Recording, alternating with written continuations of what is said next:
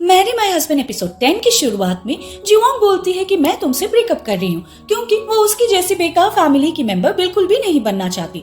यह सुनकर मिनवान उसे पकड़ने की कोशिश करता है। तभी जीवोंग को जीहुक का सिखाया हुआ फ्लिप मूवमेंट याद आता है और वो मिनवान को अपनी पूरी ताकत से उठाकर पटक देती है, जो देखकर मिनवान की मॉम और यूनो एकदम शॉक हो जाते हैं।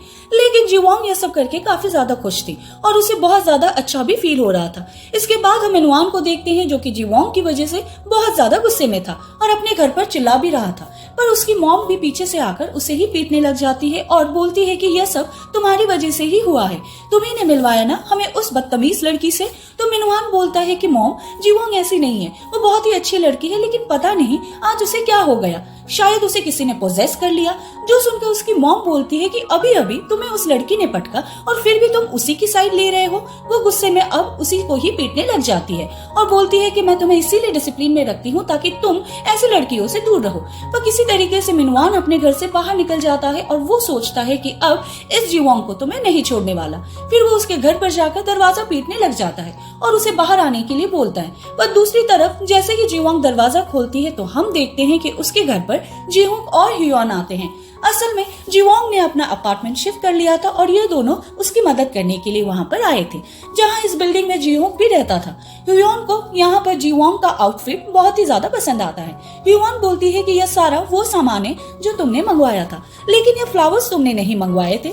तभी जीवोंग जीहुक के हाथ में फ्लावर्स देखकर बोलती है कि मुझे फ्लावर्स बहुत ज्यादा पसंद है, तो वो उसे दे देता है क्योंकि वो उसी के लिए लेकर आया था। इधर मिनवान के सामने एक बॉडी बिल्डर दरवाजा खोलता है, जिसे देखकर मिनवान के तो होश ही उड़ जाते हैं। तब उसे यहाँ पर पता चलता है कि जीवोंग ने अपना घर कहीं पर शिफ्ट कर लिया है। वहीं जीवोंग के अपार्टमेंट में जीहुक और ह्यून उसकी मदद कर रहे थे सामान रखने में। जब जीवोंग शेल्फ में बुक्स रखने की कोशिश कर रही थी तो वो काफी ऊपर थे, जिसमें जीहुक उसकी हेल्प करता है और दोनों यहाँ पर काफी क्लोज भी आ जाते हैं, जिन्हें इस तरीके से ह्यून भी नोटिस कर लेती है। इसके बाद जब ये दोनों यहाँ से जाते हैं तो लिफ्ट में ह्यून जीहुक को बोलती है कि मुझे पता है कि तुम ऐसी फैमिली में हो जहाँ पर तुम खुद से अपना डिसीजन नहीं ले सकते, लेकिन जब तुमने अपनी शादी यूरो से कैंसिल की तो मुझे बहुत ज्यादा खुशी हुई।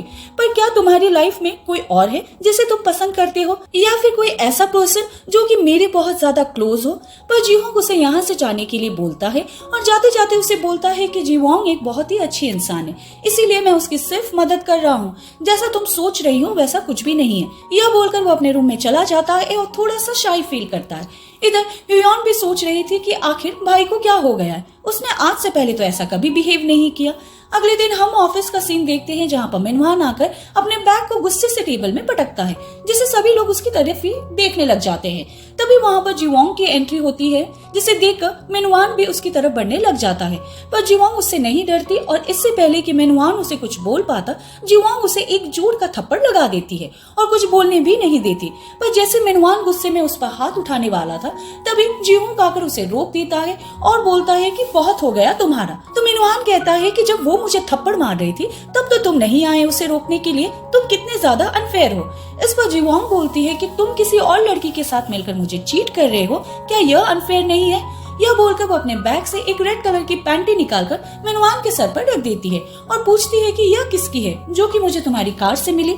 जो देखकर सभी लोग बहुत ज्यादा शॉक हो जाते हैं। तब मिनवान को याद आता है कि कल जब सोमिन उसके घर पर आई थी तब वो दोनों कार में इंटीमेट हुए थे। अब वो जीवोंग पर ही चिल्लाता है कि तुम्हारी हिम्मत कैसी हुई मेरे कार में जाने की। सोमिन भी वहाँ पर खड़ी होकर ये सारी बातें सुन रही थी और काफी घबरा जाती है, पर जीवोंग अभी उसका नाम सामने लेकर नहीं आती और मिनवान की दी हुई रिंग को सभी के सामने उतारकर फेंक देती है, जिससे कि वो वहीं पर टूटकर गिर जाती है। अब धीरे धीरे यह बात पूरे ऑफिस में फैल जाती है और सभी लोग मिनवान के बारे में गॉसिप कर रहे थे कि कैसे उसने अपनी फियांसी को चीट किया। अब जब सभी लोग इस पूरे इंसिडेंट के बारे में बात कर रहे थे, तभी वहाँ पर उनका पुराना मैनेजर मिस्टर किम, जो कि लोगों से अटेंशन पाने की कोशिश करता है, लेकिन कोई भी उसकी तरफ ध्यान ही नहीं दे रहा था, तो पता करने की कोशिश में लग जाता है कि आखिर यहाँ पर क्या हो रहा है। सीन अब यहाँ से जीवोंग पर आता है, जिसे ह्यून और जूरैंग कंफर्ट करने की कोशिश कर रहे थे, पर जीवोंग इस सब की वजह से अंदर ही अंदर बहुत ज्यादा खुश थी। तभी उसे यूनो का कॉल आता है, पर वो उसे बोलती है कि वो बिजी है और वो उसे बाद में कॉल करेगी। फिर ह्यूयॉन के पूछने पर वो उसे बताती है कि कल वो मिनवान के पेरेंट्स के साथ यूनो के रेस्टोरेंट में डिनर करने के लिए गई थी और जब उसने मुझे साथ देखा तो शायद वो परेशान होगा, जिससे उन्हें पता चलता है कि जीवोंग को मिनवान के बारे में पहले से ही पता था, पर फिर भी वो उसके पेरेंट्स से मिलने के लिए गई और उसने जानबूझकर वैसे ड्रेस पहनी थी। जुरैंग यहाँ पर उसे यह भी पूछती है कि क्या उसे पता है कि वो लड़की कौन है, पर जीवोंग उनके सामने मना कर देती है। फिर हम मिनवान को देखते हैं जो कि बहुत ज्यादा गुस्से में था। तभी सोमिन उसके पास आती है तो वो उसे डांटने लग जाता है और बोलता है कि तुम अपने कपड़े भी नहीं संभाल सकती, पर वो उसे मना कर देती है और बोलती है कि वो पैंटी मेरी नहीं है, जो बात सच थी। पर जीवोंग ने चाल चली थी क्योंकि उसे इससे अच्छा मौका नहीं मिल सकता था उन्हें एक्सपोज करने का। तो मिनवान भी यहाँ पर सोच में पड़ जाता है कि आखिर जीवोंग को पैंटी मिली कहाँ से, इसीलिए वो इसके बारे में जीवोंग से बात करने के लिए जाने लगता है। पर सोमिन उसे रोक देती है। वो बोलती है कि इसे सच तो नहीं बदल जाएगा ना कि तुमने उसे चीट किया है, जिससे वो गुस्से में पागलों की तरह हरकतें करने लग जाता है, जिनकी यह बातें साइड में खड़ा होकर जीहोंग भी सुन रहा था। ऑफिस में मिस्टर किम जीवोंग के पास जाते हैं पर वो उसे इग्नोर करके चली जाती है, तो वो चिल्लाते हुए बोलने लग जाते हैं कि इसके साथ ऐसा ही होना चाहिए था, जैसे जीवोंग की हरकतें है ना तो उसे लड़के चीट ही करेंगे। दूसरी तरफ सोमिन मिनवान के क्लोज आकर उसे फिर से अपनी बातों में फंसाने की कोशिश करता है। वो उसे बोलते हैं कि बहुत से लोग हैं जिनकी शादी होती है और डिवोर्स भी होते हैं, और बोलने लग जाती है कि चाहे जो कुछ भी हो मैं तुम्हारे साथ हूँ, इसलिए तुम्हें परेशान होने की जरूरत नहीं है। पर मिनवान उसे खुद से धक्का देकर दूर कर देता है। वो बोलता है कि शायद तुम्हें कुछ गलतफहमी हो गई है, तुम कोई शादी करने लायक मटेरियल थोड़ी हो, तुम्हारे और जीवोंग के अंदर बहुत ज्यादा डिफरेंस है। जीवोंग एक अच्छी यूनिवर्सिटी से पढ़ी हुई लड़की और काफी ज्यादा मेहनत भी करती है, वो काफी पैसे भी सेव करती है, लेकिन तुम्हारे पास क्या है सिर्फ सुंदर होने के अलावा, और तुम्हें अपनी जगह याद रखनी चाहिए। तुमने और मैंने सिर्फ एक दूसरे के साथ एंजॉय किया, इसका मतलब यह नहीं कि मैं तुमसे शादी कर लूंगा, मैं कोई 20 साल का लड़का नहीं हूँ। पर उनकी यह सारी बातें मिस्टर किम सुन लेते हैं और क्योंकि वो सोमिन को पसंद करते थे तो वो उसके लिए मिनवान को पंच मारने के लिए जाते हैं, लेकिन मिनवान साइड में हट जाता है और उनको खुद को मारने से किसी तरीके से रोक देता है। पर मिस्टर किम यहाँ पर उसे बोलने लग जाता है कि आखिर तुम सोमिन के साथ ऐसा कैसे कर सकते हो, जिससे कि वहां पर काफी सारी भीड़ जमा हो जाती है और अब सब लोगों को यह बात भी पता चल जाती है कि जिस लड़की के साथ मिनवान ने जीवोंग को चीट किया वो कोई और नहीं बल्कि सोमिन है, जो कि जीवोंग की बेस्ट फ्रेंड है। ऑफिस में हर जगह पर यही बात चल रही थी और सभी लोग इस पर काफी कमेंट भी कर रहे थे, जिस सबसे सोमिन बहुत ज्यादा इफेक्ट होती है क्योंकि उसकी पूरी रेपुटेशन ही बर्बाद हो गई थी। वो जीवोंग को मैसेज करके उससे मिलने के लिए बुलाती है उसके पुराने घर के वहां, लेकिन जीवोंग उसके मैसेज को इग्नोर कर देती है। अगले दिन ऑफिस में सभी लोग मील किट वाले प्रोजेक्ट के बारे में डिस्कस कर रहे थे, जहां उन्हें पता चलता है कि इस दौरान एक इंसिडेंट हो गया जिसमें एक कस्टमर ने जब उनका प्रोडक्ट ट्राई किया तो उसे एलर्जी हो गई, जबकि यह चीज सोमिन और मिनवान ने कंपनी के अंदर इन्फॉर्म नहीं की थी और ब्लेम उस शॉपिंग मार्ट वाले के ऊपर ही डाल दिया था। जिस चीज के लिए जुरैन मिनवान को कन्फ्रंट करती है तो वो बोलता है कि मैं और सोमिन थोड़ा बाहर गए थे, तभी उन लोगों ने हमारे एब्सेंट में प्रोडक्ट की टेस्टिंग शुरू करवा दी। यह सुनकर वो पूछते हैं कि तुम दोनों एक साथ कहाँ चले गए थे इतने इम्पोर्टेंट इवेंट को छोड़कर, पर इस बात का मिनवान के पास कोई भी जवाब नहीं था क्योंकि वो वहाँ पर भी एक दूसरे के साथ क्लोज हुए थे, जिससे कि सभी लोग इनके बारे में फिर से गॉसिप करने लग जाते हैं कि काम के वक्त भी ये दोनों एक दूसरे से चिपके हुए थे। सुमिन अब उठकर बोलती है कि जैसा वो लोग सोच रहे हैं वैसा कुछ भी नहीं है, लेकिन उनकी सच्चाई अब सभी के सामने आ चुकी थी और इतनी सारी गॉसिप से मिनवान बहुत ज्यादा परेशान था। इसीलिए वो मिस्टर ली को कंप्लेन कर देता है कि यह सारी गॉसिप की वजह से वो अपने काम पर बिल्कुल भी फोकस नहीं कर पा रहा है। तो मिस्टर ली ग्रुप चैट में चीटर, मिनवान और ये सारे वर्ड्स को ब्लॉक कर देते हैं ताकि कोई भी उसके बारे में ना लिख पाए। पर वो उसे समझाते हैं कि इस सब से प्रॉब्लम सॉल्व नहीं होगी और तुम्हारा जल्दी ही ट्रांसफर किया जाएगा, जो सुनकर वो एकदम हैरान हो जाता है। फिर बारी आती है सोमिन की, जहाँ पर मिस्टर ली उससे बोलते हैं कि आजकल जो कुछ भी ऑफिस में हो रहा है उसके बाद हम तुम्हें परमानेंट एम्प्लॉय नहीं बना पाएंगे और तुम्हारा कॉन्ट्रैक्ट भी खत्म ही होने वाला है, इसलिए आज तुम्हारा काम पर आखिरी दिन है। जिसका मतलब यह था कि उसे जॉब से रिजाइन करना होगा। यह जानकर वो बहुत ज्यादा परेशान हो जाती है और उसे समझ आ नहीं रहा था कि वो क्या करे, पर वो कुछ भी नहीं बोल पाती। वो रोते रोते जीवोंग को कॉल करती है, लेकिन वो उसका फोन रिसीव नहीं करती। फिर वो ग्रुप में मैसेज करती है जहाँ पर लोग अब भी उसकी और मिनवान के बारे में गॉसिप कर रहे थे और वो लोग उसे बहुत भला बुरा भी बोल रहे थे, जो देखकर वो और ज्यादा परेशान हो जाती है और एक अपॉलॉजी लेटर लिखने लगती है। अगले दिन ऑफिस में मिस्टर ली मिस्टर किम को बोलते हैं कि तुम्हारी जगह जगह बॉस जुरैन होगी और तुम्हें उसके अंडर काम करना होगा, जिस चीज के लिए मिस्टर किम साफ साफ मना कर देते हैं कि ऐसा नहीं होगा। पर मिस्टर ली बोलता है कि अगर तुम ऐसा नहीं करोगे तो तुम्हें रिजाइन करना होगा, जो सुनकर उसे उसकी बात माननी पड़ती है और वो गुस्से में अपने टेबल से सारा सामान हटाकर जुरैन को उसकी जगह लेने के लिए बोलता है और उसके प्रमोशन के बारे में भी बताता है। पर प्रमोशन की बात सुनते ही हम देख पाते हैं कि उसके पेट में फिर से दर्द होने लग गया था। फिर जब जुरैन स्टोर रूम में थी तभी वहां पर मिस्टर ली भी आ जाते हैं, जिन्हें देखकर जुरैन को लगता है कि वो शायद यहाँ पर स्मोक करने के लिए आए हैं, इसीलिए वो उसे रोकने के लिए चली जाती है। पर वो तो यहाँ पर कैंडी खाने के लिए आए थे। तो जुरैन उसे बताती है कि अगर उसे प्रमोशन देनी है तो वो जीवोंग को दे, क्योंकि वो फूड किट वाले प्रोजेक्ट का आइडिया उसी का था और उसी ने सारी मेहनत की थी। ऐसा करके उसे काफी अच्छा फील हो रहा था और अब उसके पेट में भी दर्द नहीं होता, जैसे कि हम समझ पाते हैं कि इसी वजह से उसे पहले भी पेट में दर्द हो रहा था। पर मिस्टर ली उसे समझाते हैं कि वो हमेशा लोगों को आगे बढ़ाने के लिए पुश करती है, पर खुद भी अपने लिए कुछ नहीं करती। यही वजह थी कि पहले भी मिस्टर ली ने उसे कहा था कि वो उसे पसंद नहीं करते, क्योंकि वो हमेशा दूसरों के बारे में सोचती थी। इस पर जुरैन उसे कहती है कि उसे ऐसा करने वाले लोग पसंद है जो कि दूसरों की मदद करते हैं और काइंड भी है। जिसके बाद वो यहाँ से चली जाती है और जीवोंग के बारे में सोचने के लिए बोलती है। इसके बाद जीवोंग जुरैन से मिलती है, जहाँ पर वो उनसे पूछती है कि क्या आप ही ने मेरा नाम सजेस्ट किया था प्रमोशन के लिए, क्योंकि प्रमोशन तो आपको मिलना चाहिए, क्योंकि वो जीवोंग से ज्यादा एक्सपीरियंस थी। इस पर जुरैन बोलती है कि तुम्हारे काम के बदले मैं इस तरीके से क्रेडिट नहीं ले सकती और मुझे पहले ये सब ठीक कर देना चाहिए था और मुझे तुम्हारे साथ काम करके बहुत ही अच्छा लगता है। तो जीवोंग कहती है कि मुझे भी आपके साथ काम करके बहुत ही अच्छा लगता है। पर तभी अचानक से ह्यूयॉन वहाँ पर आती है, जो कि जल्दी से उन लोगों को नीचे चलने के लिए बोलती है। जहाँ हम देखते हैं कि शॉपिंग मार्ट में जिस आदमी को एलर्जी हुई थी वो यहाँ पर अपनी वाइफ के साथ आकर बहुत ज्यादा हंगामा कर रहा था और जीवोंग के बारे में पूछ रहा था। जैसे ही जीवोंग उनके सामने आकर बताती है कि मैं ही जीवोंग हूँ, तो वो लेडी जीवोंग को यहाँ पर एक जोरदार थप्पड़ मार देती है, जो देखकर मिस्टर किम बहुत ज्यादा खुश थे। वो लेडी जीवोंग से बोलती है कि तुम्हें क्या लगता है कि हम लोग फ्री का खाना खाने के लिए वहाँ पर आए थे और यह एलर्जी कोई मजाक है? मेरे हस्बैंड मरते मरते बचे हैं। यहाँ पर फिर वो उसका ऑनलाइन पोस्ट किया हुआ लेटर दिखाती है, जिसमें जीवोंग ने लिखा हुआ था कि जीवोंग ने जो उसकी बॉयफ्रेंड और उसके बेस्ट फ्रेंड की चीटिंग करने वाली बात कही है वो एकदम झूठ है। हालांकि उसका बॉयफ्रेंड उसकी फ्रेंड पर मरता था, पर उसकी फ्रेंड ने बिल्कुल भी रिवर्ट नहीं किया और उसकी फ्रेंड काफी प्रिटी भी थी, जिस बात से जीवोंग जेलस होने लगी और उसने सब जगह यह रिमर्स फैला दिया। और बात रही वो सुपरमार्केट वाली इंसिडेंट की, तो उसमें भी उस कस्टमर की ही गलती थी जो कि फ्री का खाना खाने के लिए वहाँ पर आ गए। उन्होंने बिना इंग्रेडिएंट्स पढ़े ही उसको खा लिया, जिसकी वजह से उन्हें एलर्जी हो गई। इस समय मेरी बेस्ट फ्रेंड एकदम इनोसेंट है। जो पढ़कर जीवोंग बोलती है कि यह हैंडराइटिंग तो मेरी है, पर यह मैंने नहीं लिखी है, हालांकि मैं किसी को जानती हूँ जिसकी हैंडराइटिंग मेरी जैसी है।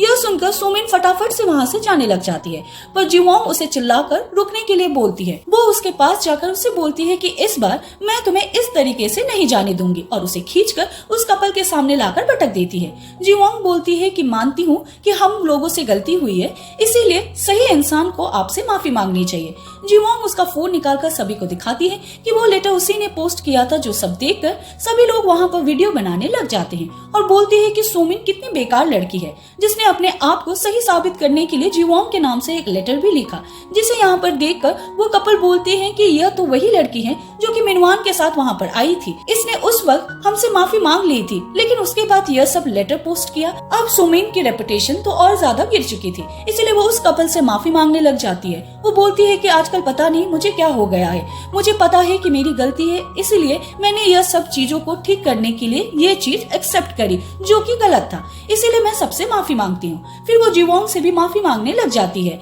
लेकिन जीवोंग उसकी तरफ देखती भी नहीं। तभी सुमिन बोलती है कि मैं प्रेग्नेंट हूँ, जो सुनकर जीवोंग के साथ साथ सभी लोग भी हैरान हो जाते हैं और मिनवान तो शॉक के मारे वहीं पर गिर जाता है। रात में हम देखते हैं कि मिनवान एक रेस्टोरेंट में बैठकर बहुत ज्यादा ड्रिंक कर रहा था और वो अपनी ऐसी सिचुएशन को लेकर खुद पर ही हंसने लग जाता है, क्योंकि अब उसके हाथ से जीवोंग तो जा चुकी थी और सुमिन प्रेग्नेंट थी, यहाँ तक कि उसे काफी सारे कर्ज भी पे करने थे। फिर जब वो रास्ते से जा रहा था तब वो नशे की हालत में सड़क पर ही गिर जाता है और दो लोग आकर उसे उठाकर ले जाते हैं, जिन्होंने मास्क पहने हुए थे। तो मिनवान को लगता है कि ये लोग उसे लोन का पैसा वसूल करने के लिए आए हैं। यहाँ पर वो लोग उसे काफी ज्यादा डराते हैं। तो मिनवान बोलता है कि फिलहाल तो मेरे पास पैसे नहीं है, लेकिन मेरे माँ बाप के पास पैसे हैं जो कि मुझे शादी करने के बाद एक नया घर देंगे, तो मैं उससे तुम लोगों के पैसे पे कर दूंगा, इसीलिए प्लीज मुझे जाने दो। इसीलिए वो लोग भी मिनवान को वार्निंग देकर यहाँ से जाने देते हैं। पर हम देखते हैं कि असल में वो किडनैपर्स नहीं बल्कि जीहू के दोस्त थे, जिन्होंने उसके कहने पर मिनवान को डराया था ताकि वो जल्दी से सोमिन से शादी कर ले और जीवोंग फ्री होकर अपनी एक अच्छी सी लाइफ बिताए। इधर मिनवान अपने घर वालों के पास जाकर उनसे घर दिलाने के लिए बोलता है कि आप लोगों ने कहा था कि जब मेरी शादी होगी तो आप मुझे एक घर दिलवाएंगे, पर उसकी माँ मना कर देती है और बोलती है कि अगर तुम मुझे एक ग्रैंडसन दोगे तो मैं जरूर तुम्हें घर दिलाने के बारे में सोच सकता हूँ। पर मिनवान उनसे पैसे मांगने लग जाता है। वो बोलने लग जाता है कि मैं आप लोगों का इकलौता बेटा हूँ, तो आप लोग मुझे पैसे क्यों नहीं दे रहे। जो सुनकर वो लोग उसे पीटने लग जाते हैं और वो किसी तरीके से अपनी जान बचाकर सीधा सोमिन के वहाँ पर आ जाता है, जहाँ पर वो एक कोने में चुपचाप बैठी हुई थी। सोमिन उससे पूछती है कि तुम यहाँ पर क्यों आए हो, तुमने तो कहा था कि मेरे पास सुंदर होने के अलावा और कुछ भी नहीं है। तो मिनवान उससे माफी मांगता है क्योंकि उसने उसे वो सब कहा था और बोलता है कि मुझे उस वक्त नहीं पता था कि तुम प्रेग्नेंट हो। पर सोमिन कहती है कि इस बात से क्या ही फर्क पड़ता है, क्योंकि जीवोंग तो प्रेग्नेंट न्यूज सुनने के बाद भी मुझसे बात नहीं कर रहे, जबकि पहले ऐसा कभी भी नहीं हुआ। वो चाहे कितनी भी नाराज या फिर गुस्सा क्यों ना हो, वो हमेशा मुझे लोगों के सामने डिफेंड करती थी और मेरी साइड लेती थी, लेकिन अब ऐसा नहीं हो रहा है। तो मिनवान उसे समझाता है कि तुम मेरे बच्चे की माँ बनने वाली हो, जिस वजह से वो काफी हर्ट हुई है, इसीलिए वो अभी तुम्हारी साइड बिल्कुल भी नहीं लेगी और तुम उसके बारे में छोड़ो, हम अपने बारे में सोचते हैं। अब उसकी जगह मैं तुम्हारी लाइफ में और मैं तुम्हारी साइड रहूंगा। फिर वो ठीक उसी तरीके से उसे शादी के लिए प्रपोज करता है जैसे कि उसने पहले जीवोंग को किया था। जैसे कि हम समझ पाते हैं कि जीवोंग का फ्यूचर कहीं ना कहीं सोमिन को मिल रहा था। दूसरी तरफ हम देखते हैं कि जीवोंग सैड होने के बजाय जुरैन और ह्यूआन के साथ सेलिब्रेट कर रही थी और यह तीनों यूनो के रेस्टोरेंट में थे, जहाँ पर जीवोंग सोचती है कि आखिर सोमिन कौन सी चाल चल रही है, क्योंकि जीवोंग जानती थी कि किसी बीमारी के चलते मिनवान कभी भी डैड नहीं बन सकता, जिसका मतलब यह था कि प्रेगनेंसी की बात सोमिन ने झूठ बोली थी। अगले दिन हम देखते हैं कि मिस्टर ली ग्रैंडपा को सारी रिपोर्ट्स दे देते हैं कि असल में ऑफिस के अंदर सारी गलती मिनवान और सोमिन की थी, जिन्होंने फूड किट वाले प्रोजेक्ट पर ध्यान नहीं दिया था और मिस्टर किम ने जीवोंग का आइडिया चुराया था। यानी कि अब तक जीवोंग सिर्फ बिना किसी वजह के विक्टिम बन रही थी। इसलिए ग्रैंडपा बोलते हैं कि वो जीवोंग से मिलना चाहते थे, तो मिस्टर ली जीवोंग को उनसे मिलवाने के लिए लेकर आते हैं, जहाँ पर ग्रैंडपा और इन लोगों में काफी अच्छी बातें होती है। ग्रैंडपा बोलते हैं कि तुमने यह सारी सिचुएशन काफी अच्छे से हैंडल की और मैंने देखा कि तुम्हारी लाइफ में कुछ ज्यादा अच्छे लोग नहीं है। इस पर जीवोंग बोलती है कि हाँ यह सच है, पर फिर भी अपनी लाइफ में आगे बढ़ना अच्छे से सीख रही हूँ। तभी ग्रैंडपा के बुलाने पर जीवोंग वहाँ पर भागते हुए आता है, जिसे देखकर ग्रैंडपा बोलते हैं कि अरे तुम क्या कर रहे हो, तुमने तो मेरे गेस्ट को ही डरा दिया।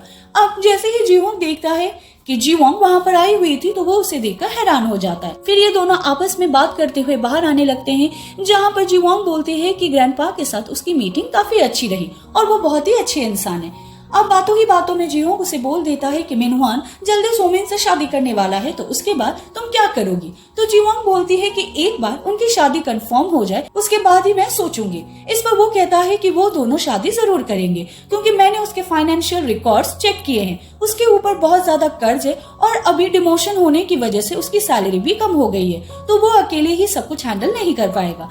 जिसके बाद जीवोंग उसे शूटिंग सिखाने के लिए लेकर जाता है, जहाँ वो सोच रहा था कि सेकेंड लाइफ में करने के लिए वैसे तो बहुत कुछ है, पर वो यह बात दिल से मना नहीं कर पा रहा है कि वो जीवोंग को पसंद करता है और वो उसके साथ रहना चाहता है। वो अपनी फीलिंग बुलेट से कंपेयर करता है और बोलता है कि उसकी फीलिंग भी बुलेट की तरह बाहर आ चुकी है, तो अब उन्हें कोई रोक नहीं सकता और अब उसे उन्हें एक्सेप्ट कर लेना चाहिए। अब शूटिंग सिखाते वक्त वो जीवोंग के बहुत ज्यादा क्लोज आ जाता है, जिससे जीवोंग भी काफी खुश लग रही थी। अगले दिन हम देखते हैं कि ह्यूआन जीवोंग के घर पर थी, जहाँ पर वो लोग साथ में खाना खा रहे थे।